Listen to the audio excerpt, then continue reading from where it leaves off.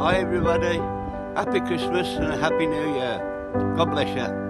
Happy Christmas, everyone. I'd like to wish everybody at church an happy Christmas and a prosperous New Year. And I hope it's better next year than it is this year. I'd like to wish everyone a very, very happy Christmas. God bless you all. Happy Christmas. Happy Christmas.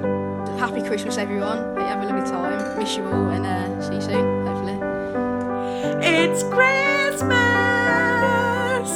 Good morning, everyone. Welcome to our Christmas Day online service. Well, I wonder what songs you've had playing in your household this morning. Has it been a, well, I wish it could be Christmas every day? Or has it been a classic, oh, holy night, the stars are brightly shining, or whatever it's been. Perhaps you haven't had any music on, but don't worry, because we've got some carols for us to sing this morning. We're going to sing together. Danny's also going to come and deliver a message to us as well. It's going to be about half an hour, might even be a bit shorter than that. So stick with us, and of course, you can enjoy this service from the comfort of your own home. Now, we all know that this year Christmas looks very different to what it usually does, but I hope that all of you can celebrate this Christmas and celebrate the birth of Jesus in a new and exciting way, and you can carry on some traditions, and perhaps you can make some new traditions this year as well, which we can carry on into future years. Well, the key thing for us to remember today and every day is that Jesus is with us. His Spirit is here, and He came to save us and to live among us. So let's start off with a carol.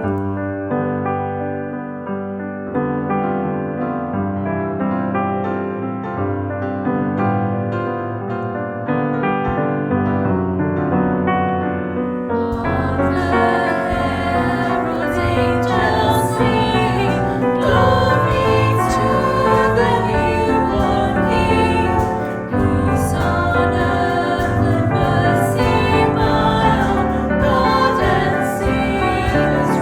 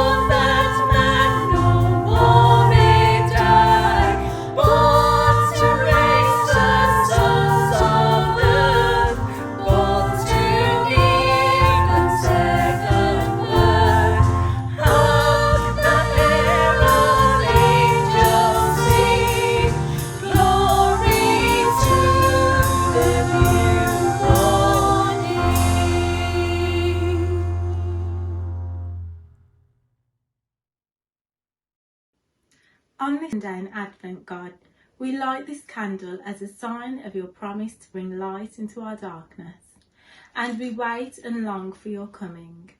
Come, Lord Jesus, come.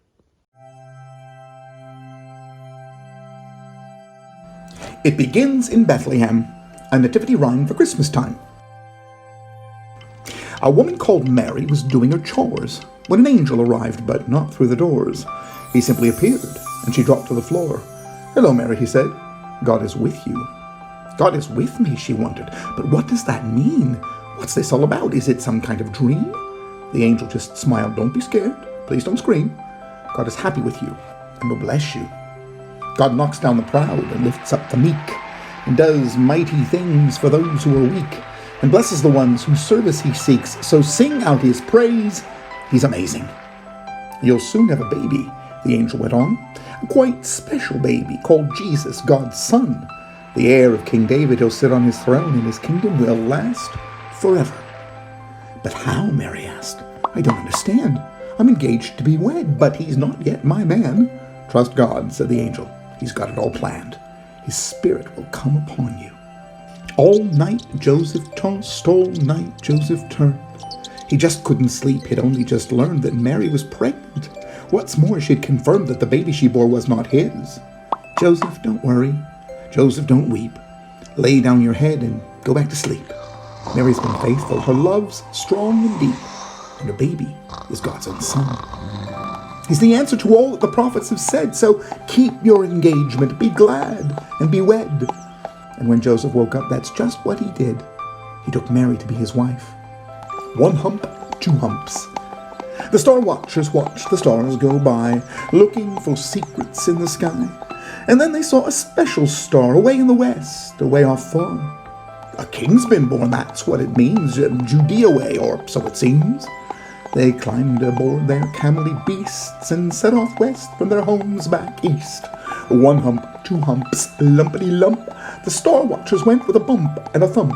One hump, two humps, lumpity-lump. The star watchers followed the star. At last their journey came to an end. They parked their camels in Jerusalem. Then they went to Herod, king of the nation, to ask him for some information. "O king," they asked, they were quite polite, "somewhere round here on this starry night, a brand new baby king abides. Can you tell us where this child resides?" "Star Watcher's friends," King Herod smiled, "in Bethlehem you'll find the child. Would you tell me where you find him, please? The exact address would put my mind at ease." Herod, of course, told them a lie. He'd already planned for the child to die.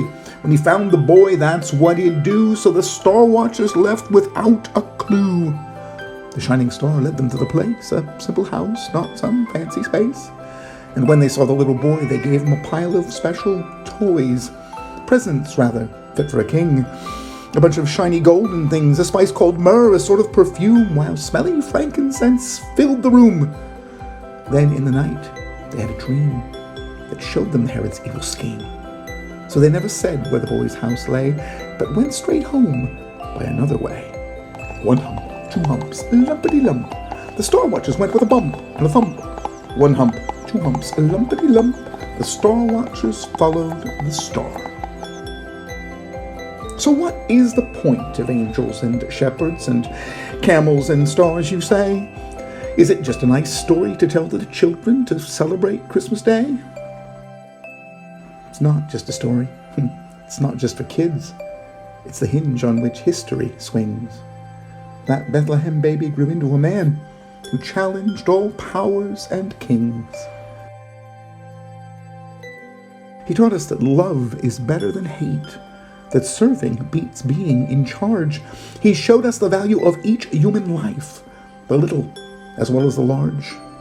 And then, on a cross, he died for us all, died to take all our wrongs away, and walked 3 days later right out of his tomb to turn death's dark night to day. And that is the good news the angels proclaimed, the heart of all Jesus would do. A new life for now, a new life forever. That's his Christmas present to you.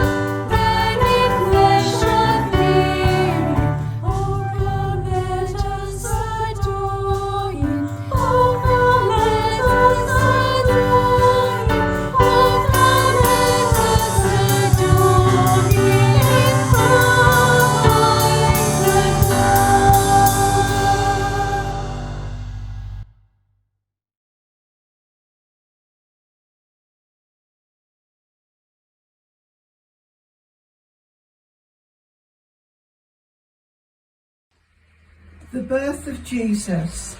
In those days, Caesar Augustus issued a decree that a census should be taken of the entire Roman world. This was the first census that took place while Quirinius was governor of Syria, and everyone went to his own town to register. So Joseph also went up from the town of Nazareth in Galilee to Judea, to Bethlehem, the town of David. He went there to register with Mary, who was pledged to be married to him and was expecting a child. While they were there, the time came for the baby to be born, and she gave birth to her firstborn, a son. She wrapped him in cloths and placed him in a manger, because there was no room for them in the inn. One event in human history 2,000 years ago at a remote outpost of the Roman Empire, such that in Rome they had to dig out their maps to find out exactly where they were talking about. It was so significant that the entire known world all said, "Stop the clock!" And it was later agreed that all across the world would reset our calendars back to year zero, to that point. So now we talk about BC, not before COVID, before Christ, and AD, Anno Domini, after Christ. What was that event? It was the birth of a baby. Now, every birth is exciting. Every birth of a baby brings potential, joy to their parents. This particular baby attracted attention from all over, such that now, 2,000 years later, you and I are watching this today, and we're celebrating his birth, his birthday, Jesus Christ. Why a baby? Well, how could this baby be so special? Well, this baby was the gift of God, the promised Messiah, the one that God would use to bring about healing and wholeness to all. Not just inspiration to those who heard him speak then, but changing lives today, bringing healing, wholeness, hope, deep shalom, peace. And all through a baby. I mean, surely it would have been better to send an army. Surely it would have been better to send a military leader. But instead, God sends a baby. What was God thinking? God was demonstrating that there is power in vulnerability, that we don't overcome through might and violence, but rather instead through peace and humility. This baby will grow to be the Jesus that we love and serve, who spoke with such authority, who demonstrated what the kingdom of heaven was like wherever he went, who brought healing, fresh thinking, but ultimately would give his life as a ransom for many, that all who believe in him should not perish but have everlasting life. That baby grew to be the Messiah, the Saviour of all, and through his resurrection is alive with us here today. That baby brings about real change. We like to sing songs about God's power and might and victory. But actually the way God brings about change is through self-sacrifice, through weakness and vulnerability. So when you see a baby next, and you see its gentleness, and you see that it is totally dependent upon its carer for its very survival. So it was with Jesus. Just picture that the God who was everywhere became somewhere in this baby, limited, unable to feed himself, unable to clothe himself, unable even to clean himself. Trusting. There's a thought, isn't there? That as much as you and I are invited to place our faith in him, so he placed his faith in us. This Christ child brings hope. This Christmas, may he bring you hope and peace too, as you, through the Spirit of Christ, receive him into your heart. Bless you.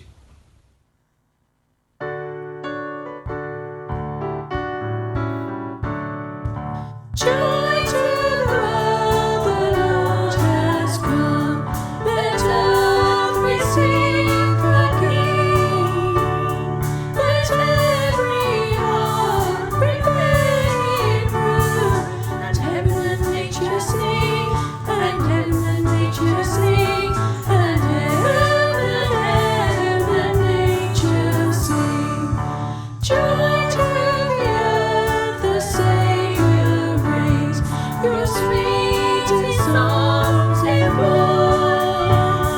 O'er fields and streams, and hills and plains, repeat the sounding joy, repeat the sounding joy, repeat the sounding joy. He fills the world with truth and grace, and makes the nations prove. The glories of His righteousness, the wonders of His love, the wonders of His love, the wonders of His love, the wonders of His love, the wonders of His love, the wonders of His love.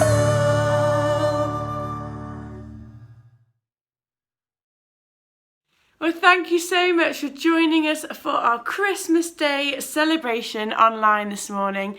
Perhaps you've actually even been able to manage to make it over to the church for the celebration there this morning as well. It's so great to gather virtually again on this very special day. And on behalf of the leadership team and the staff team here at Chester Road, we really do wish you a very Merry Christmas. You can join us on Sunday, the 27th of December, if you've lost track of dates, for our last online service of 2020.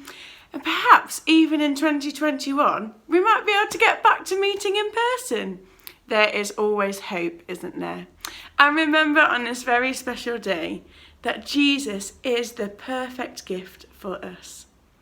So however you're celebrating, I hope that you will be joining in with traditions that you've had for many years, and perhaps even making new traditions as well.